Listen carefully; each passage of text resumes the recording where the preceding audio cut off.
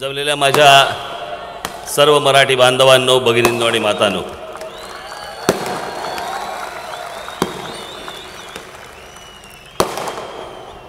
हे जरा थांबलं की बोलू.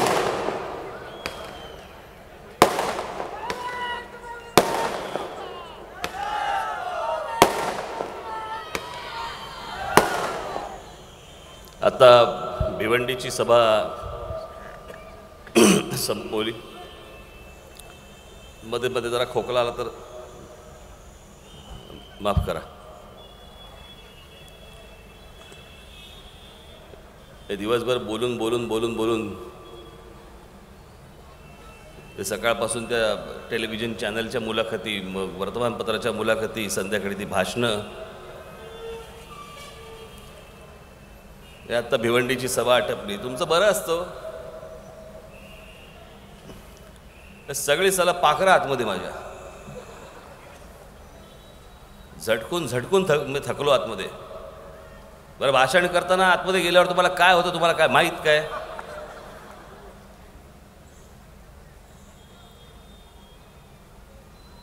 मी मध्ये विचारलं, चला कपडे बिपडे बदलून येऊ का काय करू, म्हटलं जाऊ दे मरू. आज इथे विधानसभेच्या निवडणुकीला मी आपल्यासमोर इथे आलो.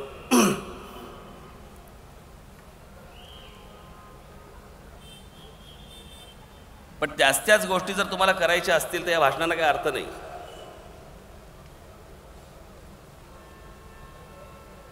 या माझ्या ठाण्यातल्या जनतेला माझी विनंती आहे, 30 माणसं येत आहेत, पण ठाण्यातला बकालपणा काही जात नाही, तो दिवसेंदिवस वाढतोय. आणि बस आम्ही निवडणुका लढवतोय, त्याच लोकांना आम्ही निवडून देतोय, त्याच गोष्टी आम्ही करतो. पण शहर म्हणून एखादी गोष्ट आपल्याला कशा प्रकारे उभी केली पाहिजे, शहरात आपण राहतो आहोत हे शहर कसं असलं पाहिजे, याच्याबद्दल ना कुठच्या आमदाराला काय देणं घेणं, त्यानं नगरसेवक ना कोणी काय. बस निवडणुका आल्या, निवडून द्यायचं, वर्षानुवर्ष आपले तेच. आम्ही पारंपरिक मतदार, ठीक आहे, असावं. पण जर समजा ज्यांना तुम्ही निवडून देता आहात त्याच्यानंतर जर समजा बदल कुठच्या गोष्टींचा घडत नसेल, आता मी आलो, काय रस्ते हो, तेच रस्ते आमच्याकडे तेच खराब होत आहेत, त्यांचीच कामं सुरू राहत आहेत. आम्ही पुढे सरकायला तयार नाही होत, पुढे आम्ही जायला तयार नाही होत, आम्हाला फक्त तेच विषय माहिती आहेत. आत्ता पण मी तिकडे याला तुमच्या भिवंडीला असताना मला एक वर्तमानपत्र दिलं गेलं, प्रलंबित प्रश्न भिवंडी तालुक्यातले, ग्रामीण भागातले. काय प्रश्न? आमच्याकडे पाण्याची व्यवस्था नाही, आमच्याकडे सिंचनाची व्यवस्था नाही, आमच्याकडे रस्ते चांगले नाहीत, आमच्याकडे लोड शेडिंग चालू आहे, आमच्याकडे वीज मिळत नाही, आमच्याकडे बाबा रोजगार उपलब्ध होत नाही. देशाला 67 वर्ष झाली स्वातंत्र्य मिळून आणि मुंबईसह संयुक्त महाराष्ट्र होऊन आज 54 वर्ष झाली. आम्ही त्याच विषयांवरती निवडणुका लढवतो. पण आम्ही त्या लोकांना, निवडून दिलेल्या लोकांना, लोकप्रतिनिधींना आम्ही विचारायला तयार नाही होत की बाबा रे, तुम्हाला इतकी वर्ष आम्ही निवडून दिलं, मग आमच्यासमोर फक्त परत तेच प्रश्न का निर्माण होत आहेत, आम्हाला परत तेच प्रश्न तुम्हाला का विचारावे लागत आहेत? आम्ही नाही विचारत. आमच्या चीड नाही, संताप नाही, काही नाही. आणि राज ठाकरेला परत तेच प्रश्न विचारत राहायचे. तू काय केलं नाशिकमध्ये? दाखवतो ना मी, माझ्या हातात पहिल्यांदा नाशिक आलंय ना, 5 वर्षानंतर मला प्रश्न विचारा, राज ठाकरे तू नाशिकमध्ये काय केलं? खरं तर प्रश्न विचारायची गरज पण लागणार नाही या गोष्टींची. मला सत्तेचा मोह नाहीये की माझा महापौर बसला पाहिजे, आमच्याकडे स्टँडिंग कमिटी आल्या पाहिजेत, आम्हाला स्टँडिंग कमिटीतनं पैसे मिळाले पाहिजेत, याचा मोह नाहीये मला.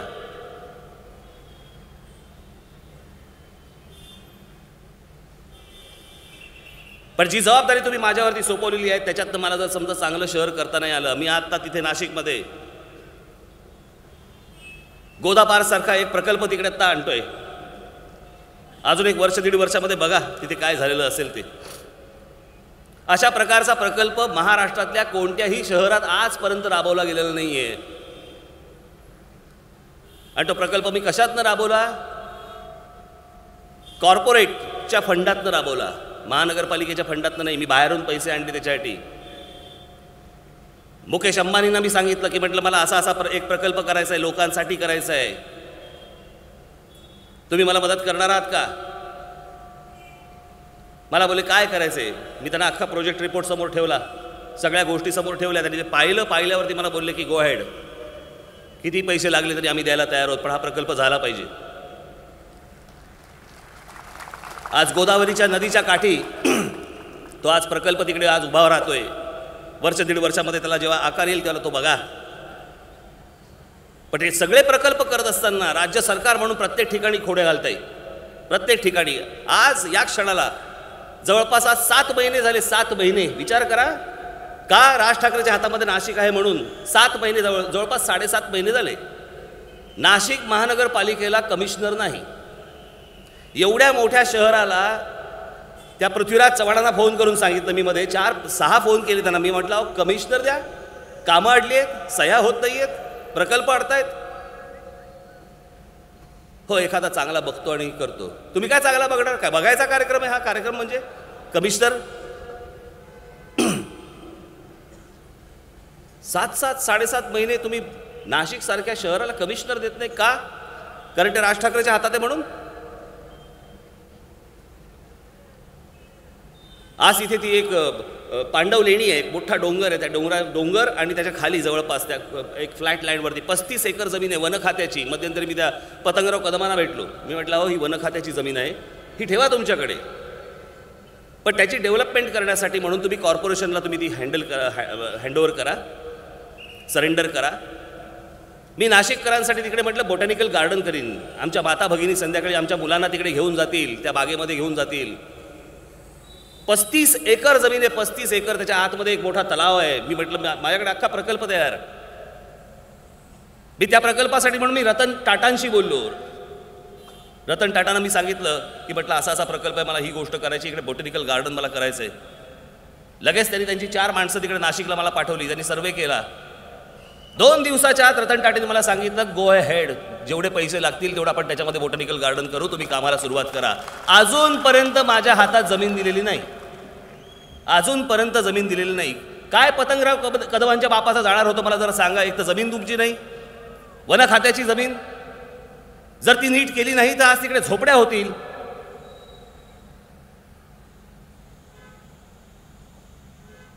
एका शहराला मी आकार देण्याचा प्रयत्न करतोय.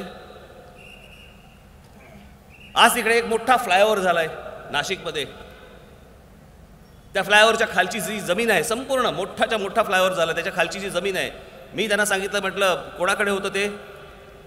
त्याच्या खाली लगेच त्या गाड्या बिड्या लागायला लागल्या, हातगाड्या, वडापावच्या गाड्या, इतर सगळं घाण घाण घाण घाण घाण व्हायला लागली त्या फ्लायओव्हरच्या खाली.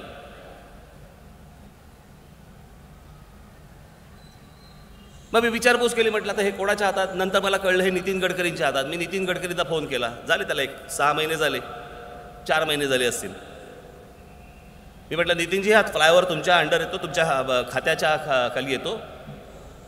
मी म्हटलं तुम्ही तो फ्लायओव्हर ठेवा तुमचाच, त्याच्या खालची जी जागा आहे ती महानगरपालिकेला डेव्हलप करायला द्या. म्हटलं मी तिथे सुंदर त्या फ्लायओव्हरच्या खाली उत्तम बाग करतो, लोक संध्याकाळी येऊन तिकडे बसतील. म्हटलं जवळपास 3 का 4 किलोमीटरचा आहे. मला सांगा 3 का 4 किलोमीटरच्या फ्लायओव्हरच्या खाली जर समजा अशा प्रकारची गोष्ट झाली आहे का कुठच्या शहरामध्ये? मी त्यांच्याशी बोलल्यावरती त्यांनी तात्काळ मला एक पत्र दिलं, महानगरपालिकेला पत्र दिलं. मी आनंद महेंद्रांशी बोललो. म्हटलं असं असं आहे, म्हटलं करणार का? त्यांची 4 माणसं आली, त्यांनी पाहिलं. मला बोलले आम्ही ताबडतोब ह्या गोष्टी करायला तयार आहोत. तिकडे एक मोठं मैदान आहे, शिवाजी बाग. मैदान नाही, बाग आहे. मैदानच आहे मला असं वाटतं, पण त्याच्यात ते बागेसारखंच आहे. किती आहे? 5 एकराची. ती मी महेंद्रांशी बोललो. म्हटलं तुम्ही डेव्हलप करता का? त्यांचे लोक आले, त्यांनी पाहिलं, त्यांचं डिझाईन तयार केलं, कामाला सुरुवात झाली. पण अजून सही व्हायची आहे का? 7.5 महिने कमिशनर नाही दिले आम्हाला.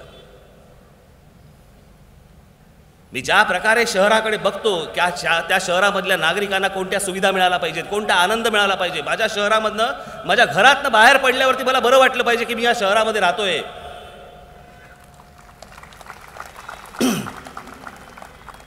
बघताय का कोणी ठाण्याकडे? बघताय का कोणी कल्याण डोंबिवलीकडे? बघताय का त्या मुंबई शहराकडे? बघताय का महाराष्ट्रातल्या कुठच्या इतर शहरांकडे ज्यांच्या हातामध्ये वर्षानुवर्ष तुम्ही नगरपालिका महानगरपालिका सोपवलीत? येतात तरी का बघायला? जो काम करतोय त्याला प्रश्न विचारले जातात, तू काय करतोयस, दाखव आम्हाला करून. आणि ज्यांच्या हातामध्ये 20-20 वर्ष 25-25 वर्ष ज्यांच्या हातामध्ये सत्ता दिली त्याला कोणी पत्रकार प्रश्न विचारायला जात नाही की काय केलं तुम्ही ठाण्यामध्ये सांगा.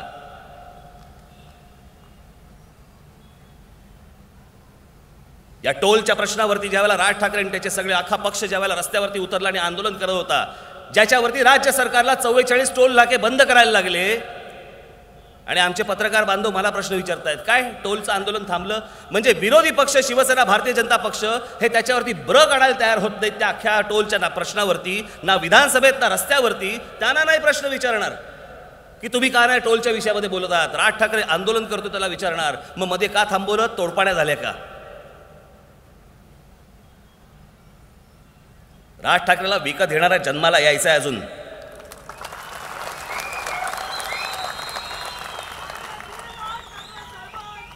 चला जो पोटतिडकीने काम करतो त्याला प्रश्न विचारणार, त्याच्याबद्दल लोकांमध्ये शंका निर्माण करणार की काही मध्ये काही झालं का यांचं डील. आणि मी बोंबलून त्या विधानसभेमध्ये सांगतोय त्या एकनाथ खडसेंना की अहो टोलच्या प्रश्नावरती बोला तिथे विधानसभेमध्ये, माझे आमदार बोलायला तयार आहेत पण तुम्ही वेळ देत नाही त्यांना बोलायला. मी त्यावेळेला नितीन गडकरींशी पण बोललो, म्हटलं अहो टोल विषय का नाही काढत विधानसभेमध्ये. त्या खडसेंना मी फोन केला, म्हटलं काय झालं तुमचं, म्हटलं टोल विषयावरती का नाही बोलत आहात, म्हटलं आमचे आमदार तुमच्या मागे लागलेत त्यांना बोलू द्यात तो विषय. नाही राजजी आपण पुढच्या अधिवेशनामध्ये हा विषय घेऊ. आपण पुढच्या अधिवेशनात, या अधिवेशनात काय मेल झालं?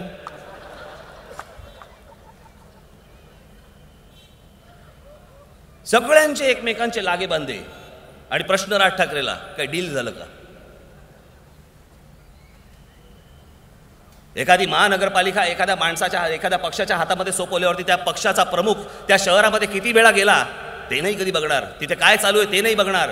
इतर शहरामध्ये त्या पक्षांचे प्रमुख कधी येताना दिसत नाहीत. त्या पक्षांना कधी प्रश्न विचारले जाणार नाहीत का? काय घोडं मारलंय मी तुमचं? आज पण महाराष्ट्र नवनिर्माण सेनेने विकास आराखडा ब्ल्यू प्रिंट, मी ज्यावेळेला सांगितलं होतं, मी पक्ष स्थापनेच्या वेळेला मी सांगितलं मी महाराष्ट्र राज्याची ब्ल्यू प्रिंट मी महाराष्ट्रासमोर आणीन. पक्ष स्थापनेच्या माझ्या सभेमध्ये मी सांगितलं. आतापर्यंत फक्त सांग काय कुठे ब्ल्यू प्रिंट, अजून बाहेर नाही आली. 8 वर्ष झाली, काय चालू आहे का, अजून काम चालू आहे का, खरंच येणार आहे का? बाहेर ज्यावेळेला आणली एक पत्रकार मला प्रश्न विचारायला तयार होत नाहीत. काही जणांनी विचारले नाही, अशातला भाग नाही, पण इंटरेस्ट संपला. किती जणांनी वाचली असेल मला पण शंका आहे. जवळपास वेबसाईटवरती टाकलेली ब्ल्यू प्रिंट जवळपास 3-3.5 लाख जवळपास शब्दांची आहे. पुस्तकात आणता नाही आली कारण ती वेबसाईटवरतीच आहे. महाराष्ट्रातल्या प्रत्येक गोष्टींचा विचार करून अनेक अर्थतज्ञांशी भेटून बोलून हे होईल का, शक्य होईल का, या सगळ्या शक्यता पडताळून ती अख्खी ब्ल्यू प्रिंट विकास आराखडा मी मांडला. तोच मी आज महाराष्ट्रासमोर घेऊन येतोय.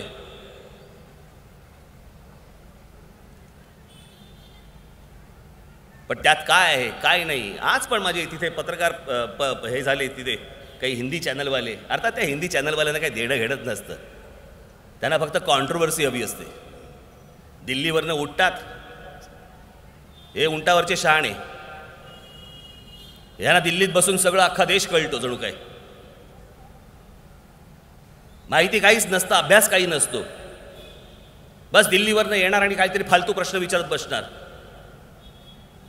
काय झालं काय एकदम तुम्हाला मोदींवरती का घसरलात? यायला घसरलो मी, तुझ्या बापाचं काय जातंय?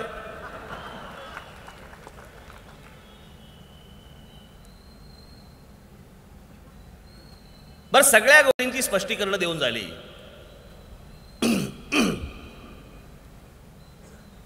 त्या नरेंद्र मोदींना नरेंद्र मोदी या देशाचे पंतप्रधान झाले पाहिजेत हे बोलणारा भारतामधला पहिला माणूस मी. भारतीय जनता पक्षाच्या ध्यानीमध्ये देखील नव्हतं, अख्ख्या पक्षाच्या. त्यावेळेला मी बोललो होतो की अशा प्रकारचा पंतप्रधान हा देशाचा झाला पाहिजे. हो, नक्की बोललो मी तेव्हाही आणि आजही त्यांचा प्रशंसक आहे, पण त्यांचा, भाजपाचा नाही. आणि वाटलं मुख्यमंत्री पदावरनं गेल्यानंतर पंतप्रधान झाल्यावरती ते देशाचा विचार करतील, पण नाही. अजून गुजरात प्रेम चालूच आहे. महाराष्ट्राच्या दौऱ्यावरती आल्यानंतर म्हणतात की मी महाराष्ट्राला गुजरातपेक्षा पुढे करीन. पंतप्रधानांची भाषा नाही.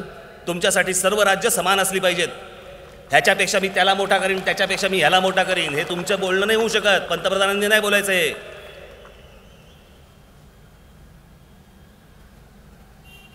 म्हणजे मी त्यांनी म्हणे 20 सभा इथे महाराष्ट्रामध्ये लावल्या म्हणून मी बोलतोय. मला काय देणं घेणं, 40 घ्या, राहायला या.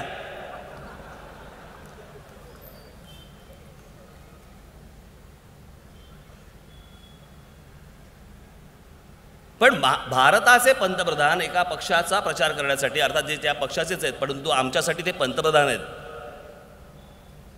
ते ज्या वेळेला इथे एका पक्षाचा प्रचार करायला येतात, आचारसंहितावाले साले बाथरूमपर्यंत घुसतात कॅमेरे घेऊन. ते आम्हाला विचारणार किती खर्च केला, तुमच्या उमेदवारांनी किती खर्च केला, तुमच्या पक्षाने किती खर्च केला, हे पैसे आणले कुठून, हे प्रश्न आम्हाला विचारले जाणार. आणि आमच्या भारताचे पंतप्रधान हे एका पक्षाचा प्रचार करण्यासाठी सरकारी यंत्रणा संपूर्णपणे वापरणार, त्यांची विमानं वापरणार, त्यांचे हेलिकॉप्टर्स वापरणार, त्यांचे संपूर्ण पोलीस यंत्रणा वापरणार. मला आज कळलं गुजरातमधनं पण महाराष्ट्रामध्ये पोलीस आलेत. आता काय बोलायचं सांगा. आज एका पत्रकारानेच मला सांगितलं महाराष्ट्राच्या पोलिसांवरती विश्वास नाही.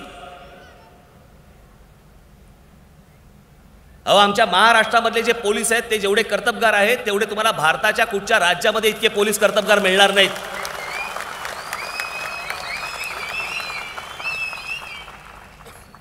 चला, महाराष्ट्राचा गेटवे ऑफ इंडिया करून ठेवलाय. कोण येतोय, कोण जातोय, कुठे जातोय, काय राहतोय कळत नाहीये. आणि अशाही परिस्थितीमध्ये कायदा आणि सुव्यवस्था, आमचे पोलीस हे टिकून आहेत महाराष्ट्रामध्ये. इतके लोंढे येत आहेत महाराष्ट्रामध्ये आणि आम्ही त्यांना शिव्या घालायच्या. त्या आनंदीबाई, मी परवा दिवशी बोललो ना, या दुसऱ्या आनंदीबाई एक पेशव्यांच्या वेळेला होत्या, त्यांनी धचा मा केला. या दुसऱ्या आनंदीबाई यांना मचा गु करायचं आहे, म्हणजे महाराष्ट्राचा गुजरात करायचा आहे, असं त्यांच्या बोलण्यातनं मला जाणवलं.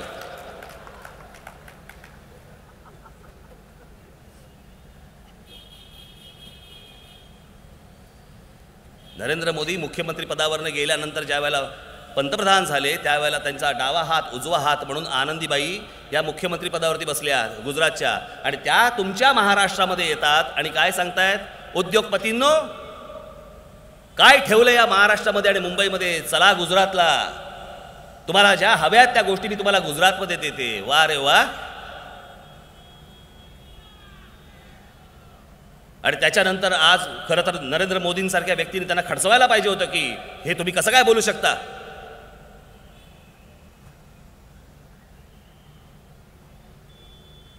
उद्देश काय आहेत आपला. मला ज्या शंका निर्माण झाल्या या सगळ्या गोष्टीतनं त्याची कारणं ही आहेत.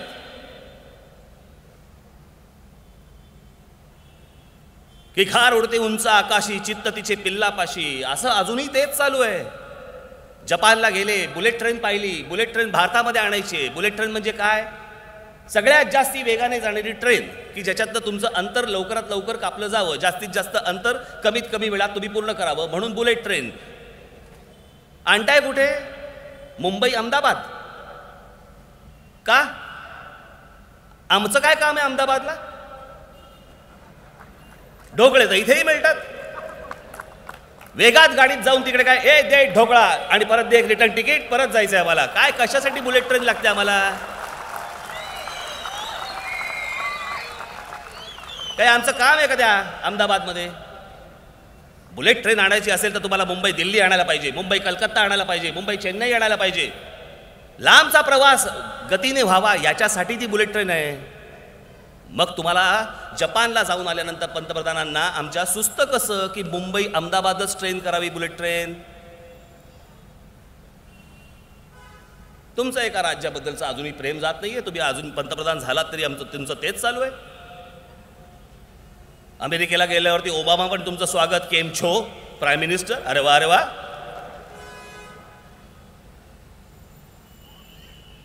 काय प्रतिमा काय जगात, आमच्या पंतप्रधानाची प्रतिमा काय जगात. गुजराती पंतप्रधान. प्रश्न गुजरातीचा नाही, प्रश्न मराठीचा नाही, प्रश्न तमिळचा नाही, प्रश्न बंगालीचा नाही. आम्ही ज्यावेळेला महात्मा गांधींकडे पाहतो, आम्ही ज्यावेळेला वल्लभभाई पटेलांकडे पाहतो, आम्ही ज्यावेळेला लोकमान्य टिळकांकडे पाहतो, आम्ही ज्यावेळेला सुभाषचंद्र बोसांकडे पाहतो, आम्हाला नाही कधी वाटत की ते गुजरातचे आहेत, हे महाराष्ट्राचे आहेत, ते बंगालचे आहेत. आमच्या डोक्यात पण येत नाही ही गोष्ट. पंडित जवाहरलाल नेहरू घ्या, इंदिरा गांधी घ्या, कशाला आमचे अटल बिहारी वाजपेयी घ्या, आमच्या कधी मनात नाही आलं हे कुठच्या प्रांताचे आहेत. मग आज आम्हाला का असं वाटतंय की तुम्ही एका प्रांताचे म्हणून पंतप्रधान म्हणून तिकडे बसलेले आहात. तुमचं प्रेम अजूनही जात नाहीये. आणि ती गोष्ट जर मला खटकत असेल, मी बोलायची नाही, मी मांडायची नाही. आज तिकडे देशावरती तिकडे फायरिंग होते, बॉम्ब हल्ले होत आहेत पाकिस्तानकडनं, आणि आमचे पंतप्रधान काय करतायत, हरियाणा आणि महाराष्ट्रामध्ये प्रचार सभा घेत आहेत. तिथे खरं बसून तुम्ही ठाण मांडून बसायला पाहिजे होतं. भारतीय जनता पक्षाचं केंद्रात सरकार आल्यावरती मला अजूनही आठवतं, नितीन गडकरींचा एक वाद झाला होता, टेलिव्हिजनवरती दाखवला होता, आणि त्यांनी सांगितलं होतं आता काँग्रेसचं सरकार राहिलेलं नाही, आता भारतीय जनता पक्षाचं सरकार आलंय. पाकिस्तानने अशा प्रकारची कुठची जर गोष्ट केली तर त्याला जशास तसं उत्तर तातडीने ताबडतोब मिळेल. द्या उत्तर. काँग्रेस सरकार असताना देखील आमच्या जवानांची शहीद प्रेतं त्या कॉफिनमधनं आमच्याकडे परत पाठवली जात होती, आमच्याकडे देशामध्ये येत होती. आणि भारतीय जनता पक्षाचं सरकार आल्यानंतर, नरेंद्र मोदी बसल्यानंतर परत आमचे जवान परत तिकडे मरणार, शहीद होणार, आणि परत ते शवपेटीमध्ये इकडे गुंडाळून आमच्याकडे तिरंग्यामध्ये परत आमच्या देशामध्ये येणार. हेच का ते अच्छे दिन. आम्ही बदल मागितला होता, याच्यात पण बदल मिळत नाही आम्हाला. आणि त्याच्यानंतर आज इथे महाराष्ट्रामध्ये ते प्रचार करत फिरतायत एका राज्यासाठी. कारण समजू शकतो मी त्याशी ते स्वतःच बोलले नाही का बीडला की गोपीनाथ मुंडे असते तर मला महाराष्ट्रामध्ये येऊन प्रचाराची गरज भासली नसती. याचा अर्थ महाराष्ट्रातले सगळे त्यांचे भाजपाचे नेते नालायक आहेत. तुमच्यासाठी गधड्यांनो मला इकडे येऊन इकडे प्रचार करायला लागतोय, 20-20 सभा घ्याव्या लागत आहेत. तुमच्या थोबाडावरती महाराष्ट्रातली जनता तुम्हाला मतदान करणार नाही मला माहिती आहे, म्हणून परत मोदी. आज विधानसभेला आणलं, उद्या महानगरपालिका आणतील, परवा जिल्हा परिषदेला घेऊन येतील, ग्रामपंचायती आहेत, बँकांच्या निवडणुका होतील. आजच त्या एक व्हॉट्सॲपवरती फार छान विनोद आलाय. मी जे काल बोललो त्याच्यानंतर पुढे कोणीतरी वाढवला. मग ते कुठे कुठे कुठे कुठे खाली खाली खाली खाली कुठे कुठे येणार, आणि त्यांची ती जाहिरात चालू आहे ना, कुठे नेऊन ठेवलाय माझा महाराष्ट्र. आणि मग इतक्या खाली खाली आल्यानंतर नरेंद्र मोदींची आई म्हणणार कुठे नेऊन ठेवलाय माझा मोदी.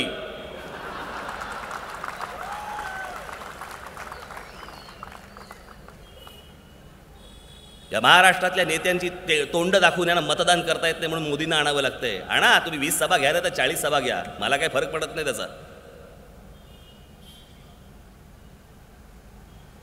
पण ज्या गोष्टी तुम्ही आज बोलताय, शिवछत्रपतींचा आशीर्वाद, चलो मोदी के साथ, झाला शिवजयंती नाही साजरी करत, ह्यांना आशीर्वाद मिळणार.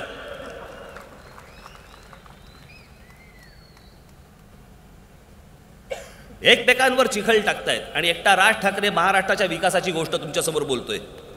एकटा मी, मला कोणाशी युती करायची नाही, मला कोणाशी आघाडी करायची नाही. गेली 8, 8.5, 9 वर्ष मी कोणाशीही युती आघाडी न करता हा पक्ष सुरू ठेवलाय, चालू ठेवलाय, आणि लोकांचं प्रेम मिळवतोय मी. माझा विश्वासच नाही या युती आणि आघाड्यांवरती. यांच्या स्वार्थासाठी एकत्र आलेली ही सगळी माणसं, यांना महाराष्ट्राचं भविष्य दिसत नाही, महाराष्ट्राचं भवितव्य दिसणार नाही. यांना महाराष्ट्रात नवीन कोणत्या योजना आणल्या पाहिजेत त्याच्याबद्दल काही नाही. आज तो संपूर्ण आराखडा माझ्याकडे. आज या शहरांचा झालेला विचका, आम्ही ट्रॅफिकबद्दल बोलायला तयार नाही आहोत. आमच्याकडे गाड्या पार्क होत आहेत रस्त्यावरती, गल्ल्याच्या गल्ल्या आमच्या अख्ख्या गाड्यांनी भरून जात आहेत. उद्या जर कुठे गल्लीत एखादी आग लागली तर विझवण्यासाठी आमच्या फायर ब्रिगेडचा बंब त्या गल्लीतनं आज जाऊ शकत नाही. अशी अवस्था आज आमच्या शहरांची आहे. पण आम्हाला काही नाही. दिवसेंदिवस गाड्या वाढत आहेत, दिवसेंदिवस स्कूटर वाढत आहेत.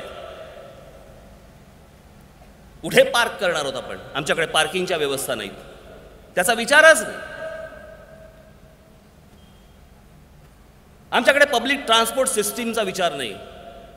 अहो, जगामध्ये कधी मेट्रो आल्या, जगामध्ये कधी मोनोरेल्स आल्या, आणि आम्ही एक कुठेतरी या सरकारने एक मेट्रो आणली, केवढी जेवढी जाहिरात, आम्ही मेट्रो आणली, आम्ही मेट्रो आणली. अहो, जगात कधी आल्या? झाले त्याला खूप वर्ष झाली त्या गोष्टीला, तुम्ही आत्ता आणताय.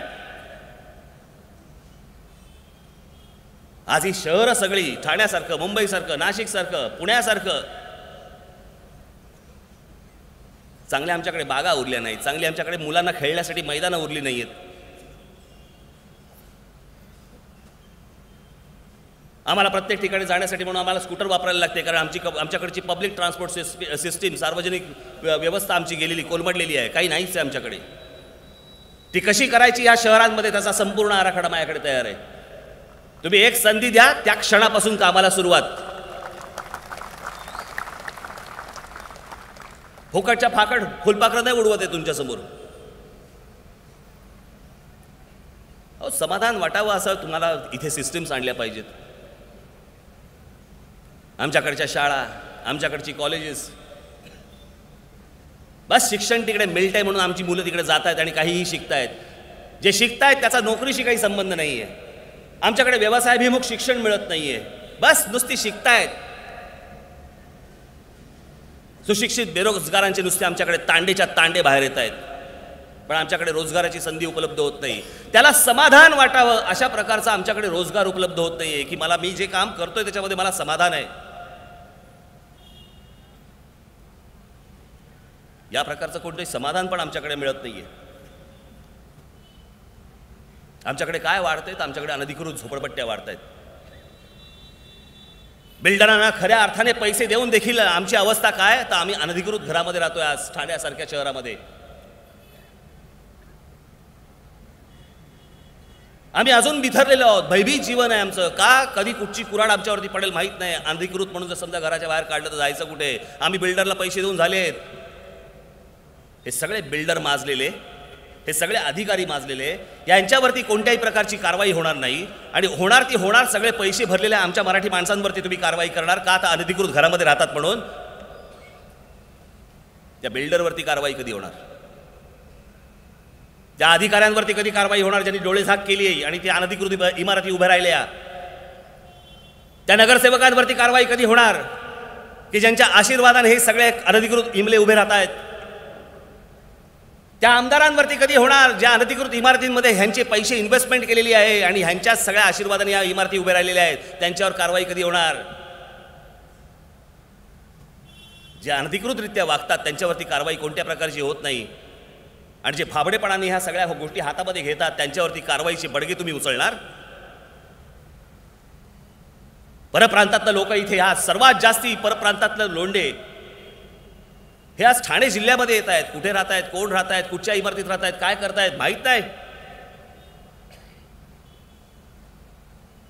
आमच्याकडे नुसत्या झोपड्या वाढत आहेत. झोपड्या वाढत नाही, झोपड्या वाढवल्या जात आहेत. या झोपडपट्टी पुनर्वसन योजनेची जी काय आज वाट लावून ठेवली ना, ती यांनी, या बिल्डरांनी. हे समोर तुमच्या आमच्या इकडे ठाण्याचं आमचं येऊर, हा संपूर्ण पट्टा, हे संपूर्ण संजय गांधी नॅशनल पार्क कुठून सुरू होतं? पवईपासून सुरू होतं, घोडबंदरला संपतं. आमच्या एवढं मोठं जंगल परमेश्वराने, निसर्गाने आमच्याकडे बहाल केलं, आमच्या शहरामध्ये दिलं. आम्हाला काही त्याचं कर्तव्य नाही. आम्ही ओरबाडतोय सगळ्या बाजूनी, आणि ओरबाडून आम्ही अनधिकृत झोपडपट्ट्या तिकडे वसवतोय. त्या वसवल्या की ती जमीन आम्ही झोपडपट्टी पुनर्वसन योजनेमध्ये आणायची, त्या झोपडपट्ट्यांना बाजूला करायचं, तिथे आम्ही इमारती बांधायच्या, त्याही अनधिकृत बांधायच्या. ती जमीन आम्ही लोकांना विकून टाकायची, लोकांचे पैसे घ्यायचे, निघून जायचं. त्या झोपड्या परत दुसरीकडे नवीन झोपड्या तयार. सरकारकडनं कोणत्या प्रकारची कारवाई नाही. भीतीच उरली नाही कुठची. कायद्याची भीती नावाची गोष्ट उरलीच नाही आमच्याकडे. आमच्याकडे शैक्षणिक संस्था निर्माण होणार, त्याही पुढाऱ्यांच्या. आमच्याकडे कॉलेजेस उभी राहणार, तेही पुढाऱ्यांची. दुसरं कोणी काही करायचं नाही. कमवायचा अधिकार फक्त आम्हाला. आम्ही फक्त कमवणार, आमचं कुटुंब वाढवणार, सगळा पैसा आमच्या घरामध्ये आला पाहिजे. मी आत्ता महाराष्ट्राच्या दौऱ्यावरती असताना सगळ्या ठिकाणी प्रत्येकाचे नातेवाईक उभे. कोणाचा मुलगा, कोणाची मुलगी, कोणाचा पुतण्या, कोणाचा नातू, कोणाची सून. सगळी सत्ता आमच्या हातात आली पाहिजे. सगळं जे काही येईल ते आमच्या घरात आलं पाहिजे. त्यातनं निर्माण होणारा पैसा आमच्या घरात आला पाहिजे. त्यातनं निर्माण होणारे धंदे आमच्या घरात आले पाहिजे. तुम्ही फक्त राबायचं. तुम्ही फक्त आरोळ्या ठोकायच्या, झेंडे घेऊन मागे फिरायचं आणि यांची कुटुंब जगवायची. हे एवढ्याचसाठी होतं. याचं कारण तुम्हाला राग येत नाही, तुम्ही चिडत नाही, तुम्ही बोलत नाही, निमूटपणे सगळ्या गोष्टी सहन करतात. गाढवाचा नांगर फिरवायचा आमच्यावर, या गाढवाचा नांगर फिरवा. वरवंटा फिरवायचा आमच्या अंगावरती, वरवंटा फिरवा. आम्ही काही बोलत नाही. आम्ही आमची भाबडी महाराष्ट्रातली मराठी जनता अत्यंत काही बोलणार पण नाही. अन्याय सहन करायची इतकी वर्षानुवर्षाची आम्हाला परंपरा आहे की आम्हाला काही वाटेनासंच झालंय. तुम्ही आमच्या पदरात काही घाला नका घालू, काही फरक पडत नाही आम्हाला. आम्हाला रागच येत नाही. मन मेली आमची. ते बाबासाहेब पुरंदरेंचं एक वाक्य आहे ना, ज्या वेळेला एखाद्या माणसाच्या आतला आत्मसन्मान ज्या वेळेला मरतो ना, त्यावेळेला उरतात फक्त प्रेत. या राज ठाकरेला प्रेतांवरती राज्य नाही करायचंय. हे टाळ्या वाजवायला ज्यावेळेला ही मनगटं बाहेर काढताना, तशीच ती समोरच्याच्या हाणायला देखील तुमची मनगटं बाहेर आली पाहिजेत. का तो जिवंत समाज दिसत नाहीये? का ह्यांना प्रश्न विचारले जात नाहीयेत? अहो, तुमच्या जवळच्या माणसाने जर समजा तुम्हाला दगाफटका केला तर तुम्ही त्याचं तोंड बघत नाही आणि वर्षानुवर्ष हे राजकीय पक्ष तुमच्याशी दगाफटका करतायत आणि त्यांनाच मतदान करताय. हा महाराष्ट्र त्यांनाच मतदान करतोय तुमच्या पदरात काही न पडता.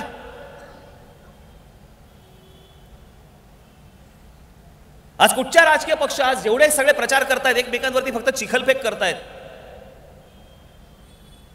मी महाराष्ट्रामध्ये योजना घेऊन येतोय, मी महाराष्ट्रामध्ये आराखडा घेऊन येतोय.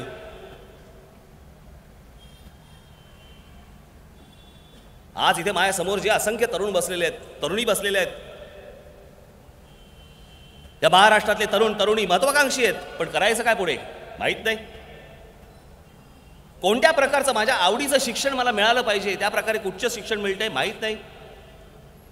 त्या योजना माझ्याकडे तयार आहेत. आज मला सांगा, आज अनेक ठिकाणी आज अनेक आमची मुलं ज्यांना पाककला शिकायचे, ज्यांना केटरिंग कॉलेजेस पाहिजेत, महाराष्ट्रात आहेत, कुठेही नाही. मी उभी करून देतो तुम्हाला. प्रत्येक जिल्ह्यामध्ये मी तुम्हाला ही केटरिंग कॉलेजेस उभी करून देतो. आज अहो, ते शेफ म्हणून जातात ज्या वेळेला एखाद्या हॉटेलमध्ये, काय पगार असतो माहिती आहे? ती नोकरी करताना ते मजा तर करतात, एन्जॉय करतात, पण त्याचबरोबर भरभक्कम पगारही त्यांना मिळतात. रोजगाराची संधी अशी नुसती काही कारखाने येऊन होत नसते. त्या प्रकारचं तुम्हाला शैक्षणिक गोष्टी तुम्हाला तिकडे आणाव्या लागतात. आज तुमच्यामध्ये बसलेले अनेक जण खेळाडू असतील. कोणतं प्रोत्साहन मिळतंय खेळाडूंना? काही नाही. अहो, आमच्याकडे सचिन तेंडुलकरला देखील खाजगी प्रशिक्षक होते, कुठचीही अकादमी नाही. आचरेकर सरांनी हे सचिन तेंडुलकर सारखं एक रत्न उभं केलं, अशी अनेक रत्न उभी केली, पण खाजगी शिक्षण, खाजगी कॅम्प क्रिकेटचा, त्यातनं उभं राहिलं. मग ज्यांना खरंच खेळामध्ये पुढे काही आयुष्य करायचंय, करिअर करायचंय, त्यांच्यासाठी काही होतंय का? नाही. योजना माझ्याकडे आहे. जसं NDA आहे पुण्याला, नॅशनल डिफेन्स अकॅडमी, जिकडे जवान तयार होतात पण ते ग्रॅज्युएट देखील तिकडेच होतात. उद्या अशा प्रकारची स्पोर्ट्स अकॅडमी महाराष्ट्रातल्या प्रत्येक रिजनमध्ये 2-2, 3-3 मी आणणार, की ज्याच्यातनं 8वी नंतरचे चांगले खेळाडू उचलले जातील आणि त्या अकादमीमध्ये टाकले जातील.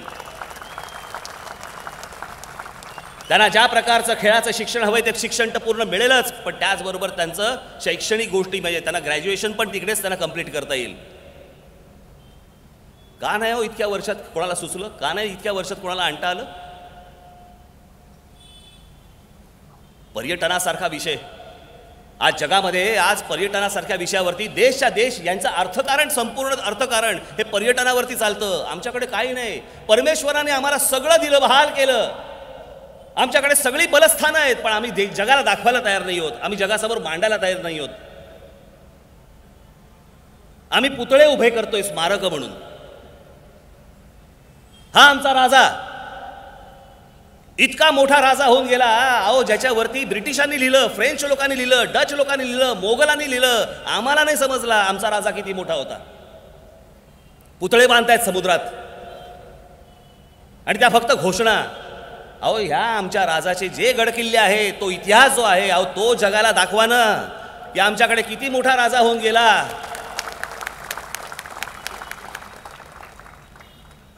आमच्याकडची महाराष्ट्रामधली जंगलं आम्ही कोणाला दाखवायला तयार नाही आहोत, सांगायला तयार नाही आहोत. आमच्याकडे आमचा राष्ट्रीय प्राणी कोण? वाघ.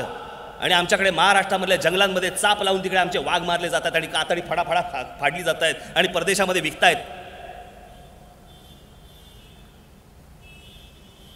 पण तीच नैसर्गिक गोष्ट, तेच नैसर्गिक, तोच निसर्ग, तेच प्राणी आम्ही जगात दाखवायला तयार नाही होत लोकांना की आमच्याकडे काय आहे. मी स्वतः ताडोबाला गेलो होतो, मी फक्त नुसता एक फेरी मारताना मला 5 वाघ दिसले आपल्या महाराष्ट्रातल्या ताडोबात, 5 वाघ. पण आम्ही कोणाला दाखवायला तयार नाही होत, आम्ही कोणाला सांगायला तयार नाही होत. बाजूच्या मध्य प्रदेशात जा, त्यांच्याकडे जे जंगल आहे त्या जंगलावरती आज ते जंगल पाहण्यासाठी परदेशातनं लोक येतात. आज तिकडचा तरुण त्या फक्त पर्यटन या विषयावरती, जंगलाच्या पर्यटन या विषयावरती, आज त्याच्या खिशामध्ये पैसे आले, त्याचं घर झालं, त्याचं लग्न झालं, तो आज आई वडिलांना सांभाळतोय. जोपर्यंत आई वडील आजपर्यंत त्याला सांभाळत होते, तो आता आई वडिलांना सांभाळतोय. रोजगार म्हणजे बँकेतला कारकून नव्हे, फक्त रोजगार म्हणजे हा रोजगार की ज्याच्यातनं तुम्हाला 4 पैसेही मिळाले पाहिजेत आणि समाधान देखील मिळालं पाहिजे. असा रोजगार महाराष्ट्रामध्ये उपलब्ध होण्यासाठी काय लागतं? काय रॉकेट सायन्स आहे? आमच्या महाराष्ट्रामध्ये इथे बुलढाणा जिल्ह्यामध्ये एक विवर आहे, उल्कापातामुळे निर्माण झालेलं एक विवर. जगामध्ये 3 विवर आहेत जगात, त्या 3 पैकी एक आपल्या भारतामध्ये आहे आणि ते भारतात आपल्या महाराष्ट्रामध्ये बुलढाणा जिल्ह्यात आहे. आम्ही कोणाला दाखवत नाही आहोत. आजूबाजूला झोपडपट्ट्या झाल्यात आणि त्याचं सांडपाणी त्याच्यामध्ये जातंय, आमचं लक्षच नाही. आम्ही आमचे गडकिल्ले कोणाला दाखवायला तयार नाही आहोत. आमची 750 किलोमीटरची आमची किनारपट्टीवरती आम्ही काही करायला तयार नाही आहोत. अहो बाजूच्या गोव्यामध्ये फक्त पर्यटन या एका विषयावरती ते राज्य चालू आहे आणि तिथे त्या राज्यामध्ये, गोव्यासारख्या राज्यामध्ये वर्षाला परदेशातनं चार्टर्ड फ्लाईट्स जवळपास 1000 ते 1200 चार्टर्ड फ्लाईट्स येतात. म्हणजे एका फ्लाईटमध्ये, एका विमानामध्ये साधारणपणे 100 माणसं, 150 माणसं, 200 माणसं अशी वर्षाला 1000 ते 1200 फ्लाईट्स येतात. बाकीची फ्लाईट्स वेगळी, बाकी परदेशामधनं येणारे आणि डोमेस्टिक फ्लाईट इकडच्या विमानं पकडून गोव्याला जाणारे ती विमानं वेगळी. कशावरती? फक्त गोव्यामध्ये समुद्र किनारा आहे. आता त्या गोव्यातल्या समुद्र किनाऱ्याची आज समजा मोजला तो किती आहे आणि आपल्या महाराष्ट्रामध्ये आज 750 किलोमीटरची किनारपट्टी लाभलेली आहे. आम्ही त्या किनारपट्टीचं आम्ही काही करायला तयार नाही आहोत. आमच्या मंत्र्यांना फक्त तिकडची समुद्र किनाऱ्यावरची जमीन दिसते, सगळ्यांनी विकत घेऊन ठेवलेली आहे. आमच्याकडे महाराष्ट्रामध्ये मुंबईजवळ इथे पनवेलजवळ होणारा विमानतळ अजूनपर्यंत थांबवलेला आहे. का थांबवला आहे?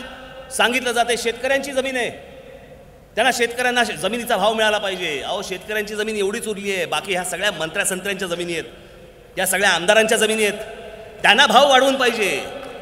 काय होतं मी तुम्हाला सांगतो, नवीन जर एखादा प्रोजेक्ट येणार असेल ना तो पहिल्यांदा या मंत्र्यांना कळतो, कारण तेच आखतात. त्यांना कळतं की इथे नवीन प्रोजेक्ट आणायचा आहे, येणार आहे, त्याच्यामुळे पहिल्यांदा प्रोजेक्ट यायच्या अगोदर तिकडची आजूबाजूची सगळी जमीन विकत घेतली जाते. फक्त धंदा लावला या लोकांनी योजनांच्यासाठी. आता पुण्याला तिकडे रिंग रोड करायचं चाललंय. रिंग रोडचा विचार ज्यावेळेला मनामध्ये आला, तो रिंग रोड कुठून जाणार? त्या सगळ्या पुढाऱ्यांनी आजूबाजूची सगळी जमीन विकत घेऊन टाकली. उद्या तो रिंग रोड झाला की तिकडे डेव्हलपमेंट सुरू होणार. डेव्हलपमेंट झाली की आता 2 रुपयांनी समजा ती जमीन विकत घेतली आहे, त्या 2 रुपयाच्या उद्या 200 रुपये होणार.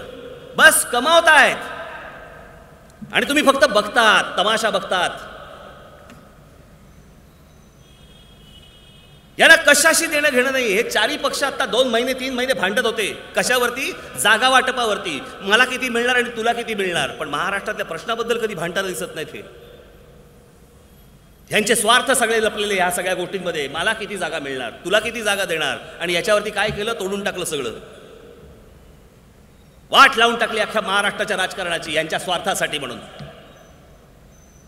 सगळे सण आतून मिळालेले, सगळ्यांचे एकमेकांचे धंदे एकमेकांमध्ये, सगळे व्यवसाय एकत्र करतात, तुम्हाला दाखवतात आम्ही वेगवेगळ्या पक्षांमध्ये आहोत. हे वेगवेगळ्या पक्षात नाही, सगळे आतून मिळालेले आहेत.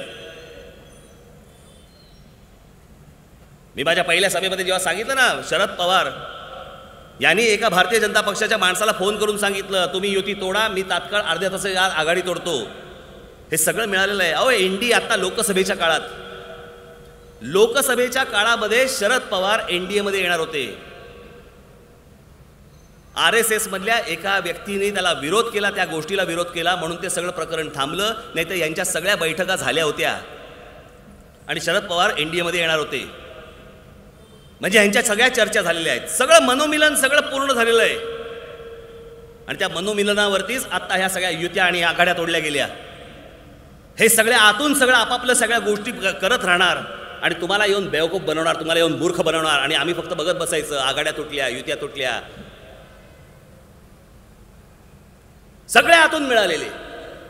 विधानसभेमध्ये एक प्रश्न विचारायचा, प्रश्न विचारला की दुपारी तो मंत्री त्यांच्या केबिनमध्ये बोलवणार त्या आमदाराला, त्या केबिनमध्ये सगळी सेटलमेंट होणार, तिकडे पैशाचे व्यवहार होणार, पैसे घेऊन हा मोकळा.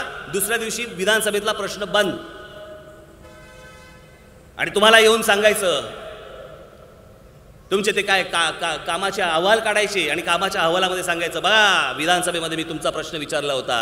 मग आम्हाला पण वा वा वा वा आमच्या आमदाराने प्रश्न विचारला बरं का.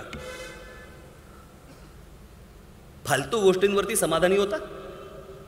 त्या आमदारांनी तिकडे प्रश्न विचारला याच्यावरती समाधानी होता. प्रश्न सुटणार कधी हे कधी विचारणार तुम्ही? कधी मला ठाण्यामध्ये चांगले रस्ते मिळणार? ठाण्याला आमच्या स्टेशनवरती उतरल्यावरती आम्हाला चांगल्या पद्धतीने आम्हाला चालता कधी येणार? सगळ्या रिक्षावाल्यांनी अख्खा गोंधळ माजून ठेवलाय तिकडे, त्याच्याबद्दल आम्हाला कधी प्रश्न विचारायचे वाटले नाहीत. आम्ही बरं त्याच माणसांना आम्ही फक्त निवडून देणार, तेच माणसं येणार, तेच राज्य करणार आणि आम्ही त्यांनाच फक्त निवडून देत बसणार. तुम्ही जोपर्यंत बदल करत नाही आहात तोपर्यंत तुमच्या शहरामध्ये बदल होणार नाहीये. मुंबईसह संयुक्त महाराष्ट्र होऊन 54 वर्ष झाली. या 54 वर्षामध्ये इतक्या राजकीय पक्षांचे तुम्ही प्रयोग केलेत ना हो महाराष्ट्रावर. सगळ्यांनी बट्टाबोल केलाच ना. मग एकदा राज ठाकरेच्या हातामध्ये सत्ता देऊन बघा, तो एक प्रयोग करून बघा ना. 54 वर्ष तो प्रयोग करून पाहिलात, एकदा हा प्रयोग करून बघा. यशस्वी झालो तर महाराष्ट्राचं चित्र पालटेल. आणि जर समजा तुमच्या मताप्रमाणे शंका होतात ना, आम्हाला शंका येतात ना, समजा नाही झालं, याहून काय वाईट होऊ शकतं आत्ताच्या परिस्थितीपेक्षा? पण जी माझी इच्छा आहे, जी माझी महत्वाकांक्षा आहे, जे माझं स्वप्न आहे महाराष्ट्राबद्दलचं, जे मी जगात पाहतो, जे मला महाराष्ट्रामध्ये आणायचं आहे, ते जर मला पूर्ण करायची संधी जर समजा तुम्ही दिलीत, काय असेल महाराष्ट्राचं भवितव्य? मी माझ्या पहिल्या सभेमध्ये मी सांगितलं होतं की जगाला हेवा वाटेल असा मला महाराष्ट्र घडवायचा आहे.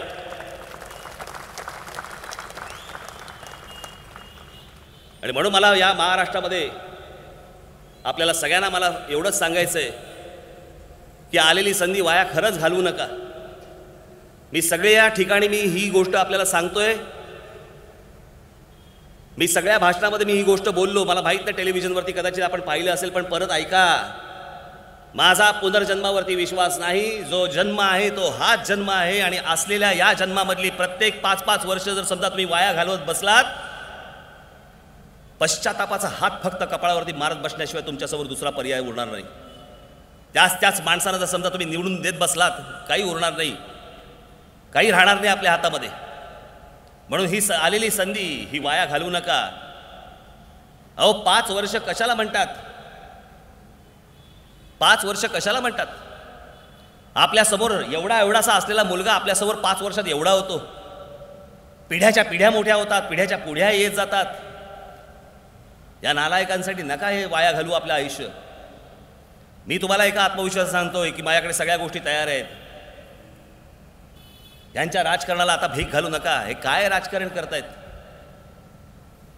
शिवसेना, भारतीय जनता पक्ष काय आणि काँग्रेस NCP काय चाललंय भाजपचं? आज भारतीय जनता पक्षाने उभे केलेले उमेदवार कोण सापडले आहे ना? काँग्रेस NCP माणसं सापडली. आता भारतीय जनता पक्षाचे 60 उमेदवार काँग्रेस आणि NCP मधनं आलेले आहेत आणि मोठे नेते आहेत.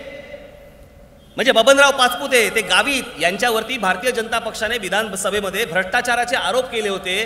ती माणसं आज भारतीय जनता पक्षाचे उमेदवार म्हणून आहेत. 60 माणसं आहेत, 60. या भाजपने या एनसीपी आणि काँग्रेसमधनं माणसं आणली आहेत. माझा प्रश्न तोच आहे की आज नरेंद्र मोदी इथे महाराष्ट्रामध्ये प्रचार करतायत कोणाचा? भारतीय जनता पक्षाचा प्रचार करतायत की काँग्रेस एनसीपीचा प्रचार करतायत? कोणाला निवडून आणणार तुम्ही? म्हणजे या बाजूने देखील काँग्रेस एनसीपी आणि या बाजूने देखील काँग्रेस एनसीपी. तुम्हाला आम्ही वेगळं मानायचं कसं? कशाच्या जीवावरती तुम्ही बहुमत मागतात? कोणाच्या जीवावर तुम्ही बहुमत मागतात? काँग्रेस एनसीपीच्या लोकांच्या जीवावरती बहुमत मागतात. हे असली राजकारणाची थेरं तुमच्या समोर करतायत आणि महाराष्ट्र गप्प बसतोय. महाराष्ट्र काही करत नाहीये, महाराष्ट्राची जनता काही बोलत नाहीये. आज जरी बोलला नाही तरी तुम्हाला 15 तारखेला हा राग तुम्हाला व्यक्त करावा लागेल, मतदानातून व्यक्त करावा लागेल. या चारही पक्षांच्या बाबतीतला राग तुम्हाला व्यक्त करावा लागेल. आणि म्हणून मला आपल्याला एवढंच सांगणं आहे की या येत्या 15 तारखेला आपण आलेली संधी वाया घालू नका. हा राज ठाकरे एका विश्वासाने, एका आत्मविश्वासाने तुमच्या समोर आलाय. एक महाराष्ट्राचा विकास आराखडा घेऊन तुमच्या समोर आलाय. ज्या दिवशी तुम्ही माझ्या हातामध्ये या महाराष्ट्राचं भवितव्य द्याल, महाराष्ट्रात संपूर्णपणे बहुमत द्याल, त्या दिवसाला, त्या क्षणाला माझं काम सुरू झालं म्हणून तुम्ही समजा. इतका पूर्णपणे मी आराखडा घेऊन आज तुमच्या समोर आलेलो आहे. त्या माझ्या आत्मविश्वासाला आपण दाद द्यावीत एवढी फक्त विनंती करण्यासाठी आज आपल्या समोर आलोय. आज महाराष्ट्राचं स्वप्न, महाराष्ट्राचं भवितव्य आणि तुम्ही याच्यामध्ये फक्त एवढंच अंतर बाकी आहे. ते अंतर तुम्ही 15 तारखेला कापाल अशी माझी फक्त एक भावना आहे. ती आपण जरूर ते मतदान कराल. आणि माझ्या महाराष्ट्र नवनिर्माण सेनेच्या आपल्या सगळ्या उमेदवारांना मी सगळ्या सभांमधनं सांगतोय, तुम्हालाही सांगतो, 231 मतदारसंघांमधनं आपण उमेदवार उभे केलेले आहेत. सगळ्या ठिकाणी मला जाणं अशक्य आहे म्हणून 3-3, 4-4 उमेदवारांच्या मी एक सभा घेतोय. सगळ्या ठिकाणी जाणं अशक्य असल्यामुळे मी एक जबाबदारी आपल्यावरती पण टाकतोय की आपण आपले जे कोणी मित्रपरिवार, नातेवाईक, जे कोणी लोक असतील महाराष्ट्रामध्ये त्यांना फोन करा. जी माध्यमं असतील त्या माध्यमांमधनं त्या सर्वांना कळवा की आलेली संधी वाया घालू नका. आणि येणाऱ्या या निवडणुकीला 15 तारखेला मतदानाला राज ठाकरे आणि त्याचे सर्व सहकारी यांना आपण प्रचंड मताने आपण विजयी करावं. जे उमेदवार मी आपल्यासमोर उभे केलेले आहेत त्या सर्वांना रेल्वे इंजिन या निशाणीवरती बटन दाबून आपण सर्वांना प्रचंड मताने विजयी करावं असं मी आपणा सर्वांना आवाहन करतो. आज सुधाकर चव्हाण, सेजल कदम, निलेश चव्हाण आणि महेश साळवी हे उमेदवार आज मी तुमच्यासमोर उभे केलेले आहेत. महाराष्ट्रामध्ये अनेक 231 उमेदवार मी उभे केलेले आहेत. परंतु हे आणि ते बाकीचे या सगळ्यांना तुमचा आशीर्वाद फक्त मिळो आणि आपण या सर्व उमेदवारांना प्रचंड मताने विजयी करावा असं एक आवाहन करतो आणि आपण सर्वांची मी रजा घेतो. जय हिंद, जय महाराष्ट्र.